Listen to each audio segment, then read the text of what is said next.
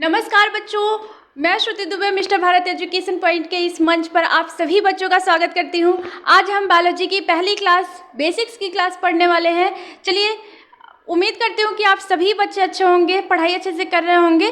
चलिए आज हम अपनी पहली क्लास स्टार्ट करते हैं। बेटा पहली क्लास है तो ये बेसिक्स की क्लास होगी। बेसिक्स की क्लास होगी मतलब कि जो आपने क्लास 11th में पढ़ा है, 10th में पढ़ा है, 9th में पढ़ा है, तो वही चीज़ें हम यहाँ पे पढ़ेंगे। बिकॉज ये लिंक करेगा तभी तो आप ट्वेल्थ का सिलेबस समझ पाओगे। ठीक है, बेसिक्स की टर्मिनोलॉजीज होंगी यहाँ पे। बेटा सबसे पहले आता है कि बायोलॉजी क्या है, क्या बायोलॉजी कहते किसको हैं, बायोलॉजी की ओरिजिन कहाँ से हुई, किसने खोजा। ठीक है, तो सबसे पहली चीज़ आती है कि व्हाट इज़ बायोलॉजी, जीव विज्ञान क्या है।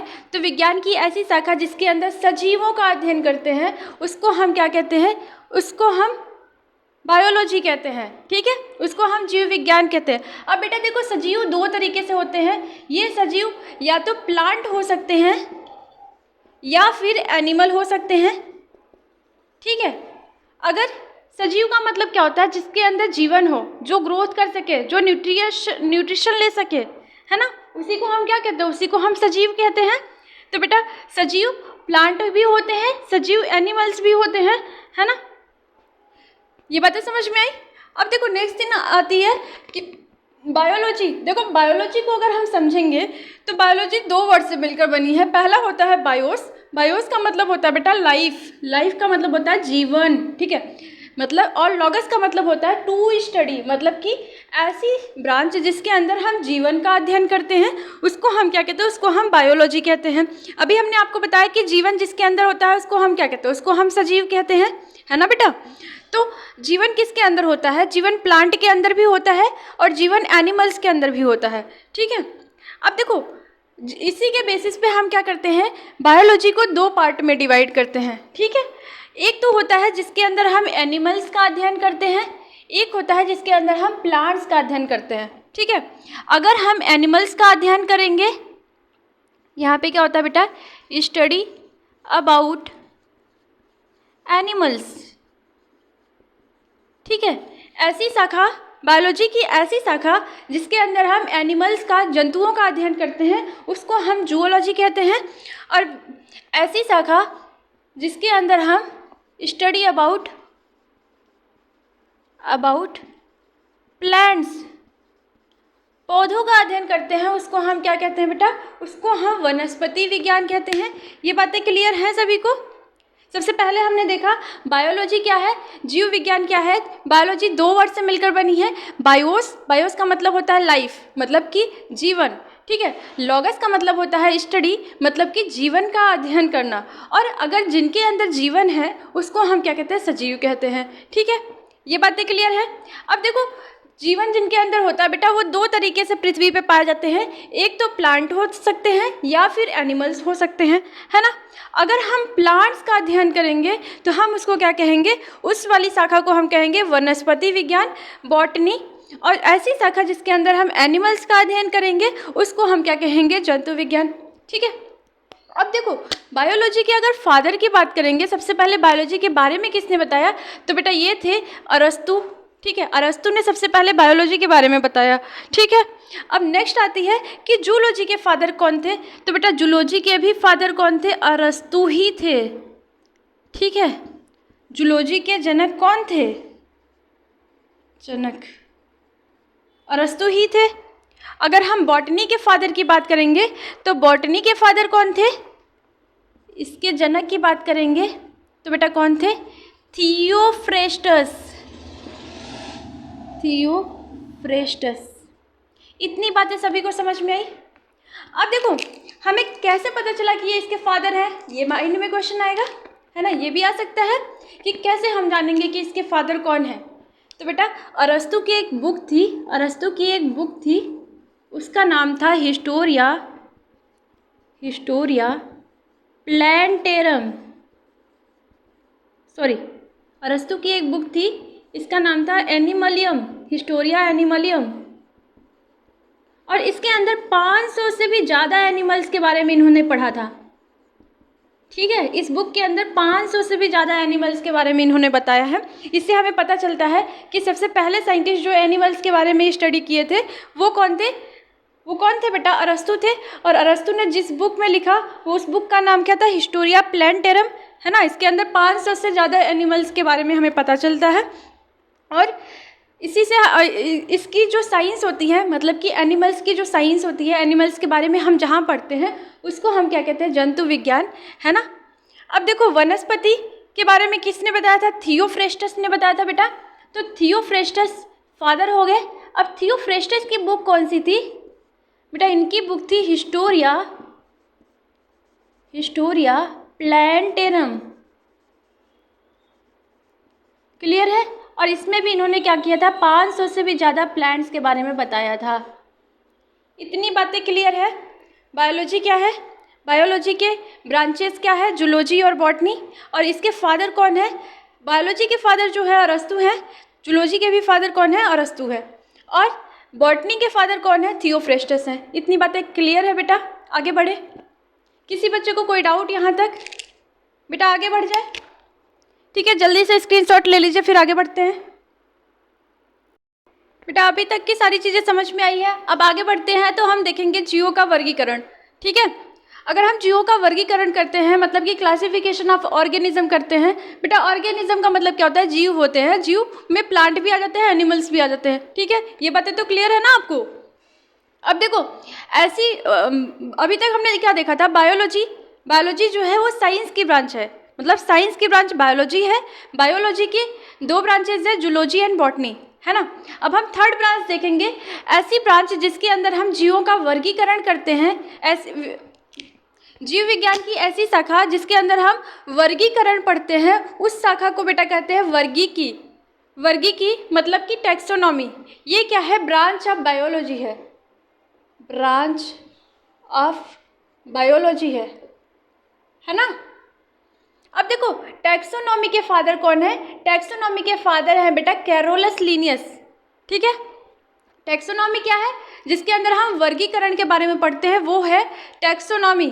ठीक है, टैक्सोनॉमी के फादर कौन है? टैक्सोनॉमी के फादर है बेटा लीनियस। ठीक है, लीनियस ने क्या बताया कि वर्गीकरण के 3 स्टेप होते हैं। ठीक है, अगर हमें किसी चीज़ को वर्गीकृत करना है तो हमें क्या करना है? 3 स्टेप को फॉलो करना पड़ेगा। सबसे पहले हम क्या करेंगे? उसको आइडेंटिफाई करेंगे। जैसे मान लीजिए कि प्लांट है, तो हम आइडेंटिफाई करेंगे कि ये प्लांट है या एनिमल है। तो पहले आइडेंटिफाई किया, फिर उसको क्लासीफाई कर दिया, उसके कैरेक्टर्स को देखा। आइडेंटिफाई का मतलब क्या हुआ? उसको हमने देखा, पहचान किया। मतलब पहचान कैसे करेंगे? उसका कोई कैरेक्टर होगा, है ना। जैसे हमने कह दिया कि सेल वॉल है तो प्लांट है, सेल वॉल नहीं है तो एनिमल है। ठीक है, तो इस कैरेक्टर के बेसिस पे हमने पहचान किया। अब देखो पहचान हो गया तो हम उसको क्या करेंगे? क्लासीफाई कर देंगे कि ये प्लांट है। ठीक है, तो ये क्लासिफिकेशन हो गया। अब बेटा क्लासीफाई करने के बाद उसको नॉमेनक्लेचर करेंगे। जैसे कि आम का पौधा है या फिर नीम का पौधा है। ठीक है, तो ये नामकरण हो गया। तो यही चीज़ें हैं, पहचान किया, फिर वर्गीकृत किया, फिर नामकरण किया। ठीक है, तो बेटा नामकरण किसने दिया था? नामकरण की पद्धति एक थी, इसको कहते हैं बाइनोमियल नॉमेनक्लेचर, मतलब द्विपद नाम पद्धति। इसको भी किसने दिया था? कैरोलस लीनियस ने दिया था। ठीक है, तो बाइनोमियल नॉमेनक्लेचर के जनक भी कौन है? कैरोलस लीनियस है। ठीक है, इसके अकॉर्डिंग क्या हुआ? द्विपद नाम पद्धति का मतलब हुआ कि किसी भी ऑर्गेनिज्म का, किसी भी जीव का ऐसा नाम होगा जिसके 2 चरण होंगे। ठीक है, 2 नाम होंगे, मतलब कि उसके अंदर ही 2 नाम होंगे, लेकिन एक पूरे वर्ल्ड भर में एक ही नाम जाना जाएगा। ठीक है, जैसे मान लो कि होमो सैपियंस, ये क्या हो गया बेटा? मनुष्य का, हम लोग का नाम क्या हो गया? Homo sapiens. होमो क्या हो गया? हमारे वंश से आया है, मतलब कि जीनस से आया है। और सैपियंस क्या है? हमारे स्पीसीज से आया है, मतलब कि जाति से आया है। ठीक है, इसी तरीके से अगर हम आम की बात करेंगे तो मैंजीफेरा इंडिका, तो मैंजीफेरा क्या हो गया? जीनस से आया, और इंडिका कहाँ से आया? स्पीसीज से आया, है ना बेटा। ये बातें समझ में आ रही है सभी को? अब इन्होंने कहा कि द्विपद नाम किसी भी 2 नेम, उसके नाम के अंदर 2 लेटर्स होंगे। ठीक है, 2 वर्ड्स होंगे, एक होगा उसके जीनस से, एक होगा स्पीसीज से। और किसी भी ऑर्गेनिज्म का, किसी भी जीव का नाम जो होगा ऑल ओवर द वर्ल्ड एक ही नाम से जाना जाएगा। ठीक है, अब जैसे हमारे यहाँ पे आम कहा जाता है, हो सकता है ब्रिटेन में उसको मैंगो कहा जाता हो और किसी देश में उसको कोई और नाम से जाना जाता हो, but all over the world अगर हम मैंजीफेरा इंडिका कहेंगे, मैंजीफेरा इंडिका, ठीक है, तो मैंजीफेरा इंडिका ही नाम से पूरे ऑल ओवर द वर्ल्ड जाना जाएगा। अगर कोई कहा मैंजीफेरा इंडिका तो हम समझ जाएंगे कि आम की बात कर रहा है, ठीक है, चाहे वो इटली में जाके कर रहा है, चाहे वो ब्रिटेन में कर रहा है, चाहे वो अमेरिका में जाके कर रहा है, तो एक ही नाम ऑल ओवर द वर्ल्ड जो जाना जाएगा वो नाम कौन सा है, बाइनॉमियल नॉमेनक्लेचर। ठीक है, ये बातें समझ में आ गई सभी को? उम्मीद करती हूँ समझ में आ गया होगा। अब देखो बेटा, ऑर्गेनिज्म को हम एक और तरीके से डिफाइन करते हैं। देखो, किसी भी जीव की बॉडी जो बनती है सबसे पहले वो सेल से मिलकर बनती है ना। सेल मतलब कोशिका। किसी भी ऑर्गेनिज्म की बॉडी जो होगी उसके अंदर कोशिका होगा, बहुत सारी कोशिका मिलेंगे तो ऊतक बनेगा, है ना, टिश्यू बनेगा, और बहुत सारे टिश्यू मिलेंगे तो अंग बनेगा। ये आपने क्लास 11th में पढ़ा है ये चीज़। अब देखो, बहुत सारे अंग मिलेंगे तो अंग तंत्र बनेगा। अंग तंत्र मतलब कि ऑर्गन सिस्टम। और फिर क्या बनेगी, एक बॉडी का निर्माण हो जाएगा, मतलब कि शरीर बन जाएगा या फिर एक जीव बन जाएगा। ये बातें क्लियर है सभी को? हमारी बॉडी सबसे पहले क्या होगा, बहुत सारी छोटे छोटे कोशिकाएं होंगी, पहले उसके अंदर कोशिका होगी, बहुत सारी कोशिका मिलेंगी तो ऊतक बनेगा, बहुत सारे ऊतक मिलेंगे तो अंग बनेगा, बहुत सारे अंग मिलेंगे तो अंग तंत्र बनेगा, फिर हमारा एक शरीर का निर्माण हो जाएगा। ठीक है, अब देखो, कुछ ऐसे जीव होते हैं जिनके अंदर केवल एक ही कोशिका होता है जिसके अंदर सारे काम हो रहे हैं। ठीक है, तो ऐसे जीवों को हम क्या कहते हैं, एक कोशिकी। कुछ जीव ऐसे होते हैं एक कोशिकी। ठीक है बेटा, इसको कहते हैं यूनिसेलुलर। और कुछ होते हैं मल्टी सेलुलर।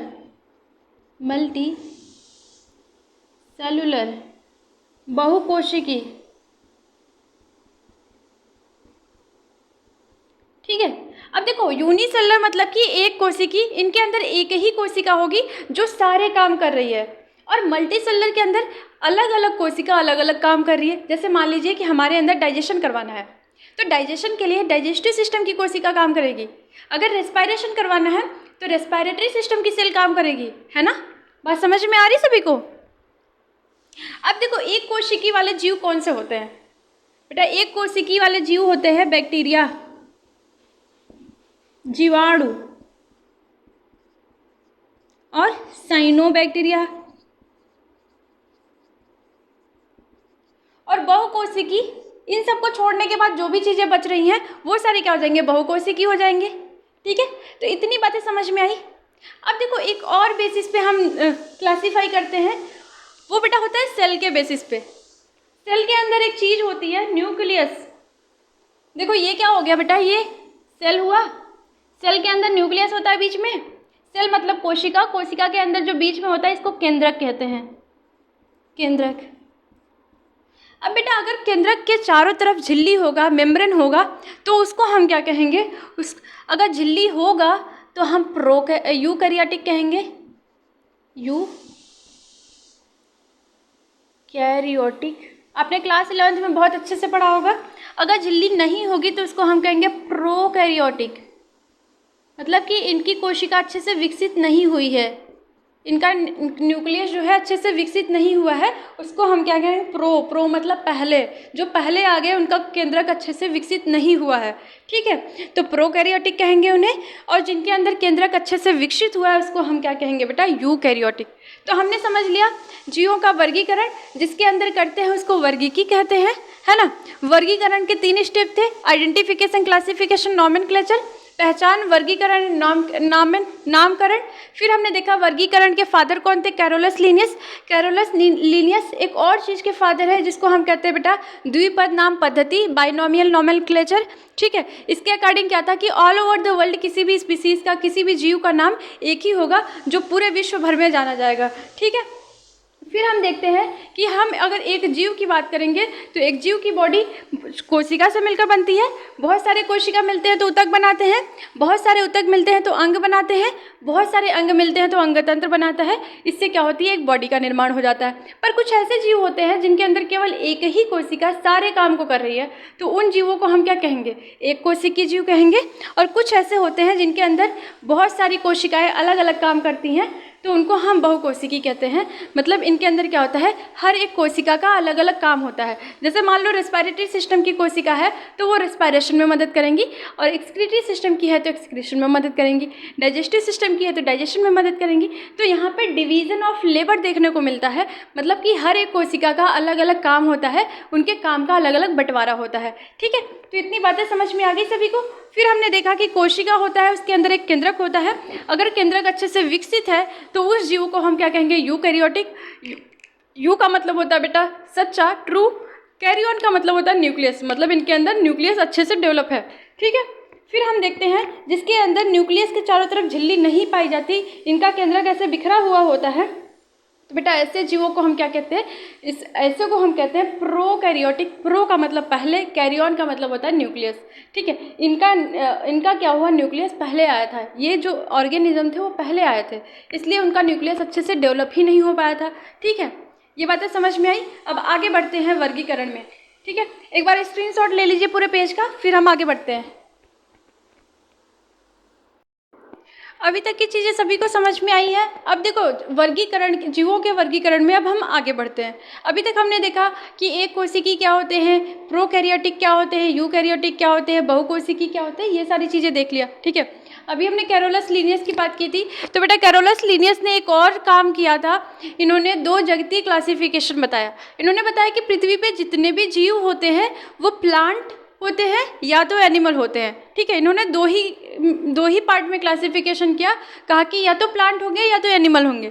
इन्होंने कहा जिसके पास कोशिका होगी, जिसके पास सेल वॉल होगी तो उसको हम क्या कह देंगे, उसको हम प्लांट कह देंगे। जिनके पास कोशिका भित्ति नहीं होगी उसको हम एनिमल कह देंगे। सेल वॉल को हम कोशिका भित्ति कहते हैं। ठीक है, अब देखो ये क्लासिफिकेशन ज़्यादा टाइम तक नहीं टिका, क्योंकि कुछ ऐसे भी होते हैं प्लांट के अंदर जो एक कोशिकी होते हैं, कुछ ऐसे होते हैं जो बहुकोशिकी होते हैं। ठीक है, तो अलग अलग क्लासिफिकेशन की जरूरत पड़ गई। कुछ ऐसे होते हैं जो फोटोसिंथेसिस कर रहे हैं, कुछ ऐसे हैं जो फोटोसिंथेसिस नहीं कर रहे हैं, है ना।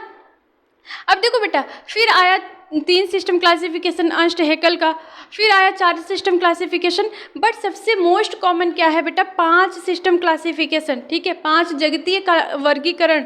इसको किसने दिया था, R.A.H. विटेकर। ठीक है बेटा, ये क्वेश्चन बहुत बार आता है कि 5 जगतीय क्लासिफिकेशन मतलब 5 सिस्टम ऑफ क्लासिफिकेशन किसने दिया था, तो R.A.H. विटेकर ने 1969 में दिया था। ठीक है, ठीक है बेटा, इतनी बातें समझ में आ रही है।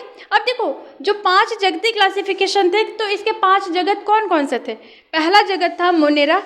मोनेरा के अंदर हमने एक कोशिकी प्रोकैरियोटिक जीवों को रखा था। इसके एग्जाम्पल है बैक्टीरिया, साइनोबैक्टीरिया।